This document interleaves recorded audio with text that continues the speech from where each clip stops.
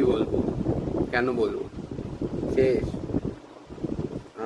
একবার রেফারি লুটলো, একবার ফিফা নিজের লুটলো, একবার আমাদের কোচ লুটলো, সবাই মিলে খালি ইন্ডিয়াকেই লুটে যাচ্ছে।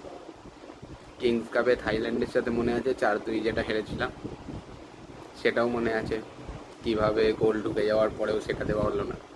আজকে যেভাবে 1-0 জিতে থাকার সময় কিভাবে পিছিয়ে দেওয়া হলো, গোলটা দেওয়া হলো ব্যাকের থেকে, সেটাও দেখলাম, আরও দেখব। কোচের এই কোচ যদি থেকে যায় কোনো রকমে, এর বাড়াবাড়িও দেখবো। এরপর প্রেস কনফারেন্সে এসে যা তা বলে যাবে, নিজেকে কেমন একটা ওভার স্মার্ট দেখাবে, সেটাও দেখবো, দেখতে হবে। কারণ এটা তো ইন্ডিয়ান ফুটবল, ইন্ডিয়ান ক্রিকেট নয় যে বোর্ড সাপোর্ট করবে এগুলোকে, বোর্ড কোনো অ্যাকশান নেবে বা কিছু। চলো, তোমরাও চুরি করো, সবাই চুরি করুক, আমাদের এগেনস্টে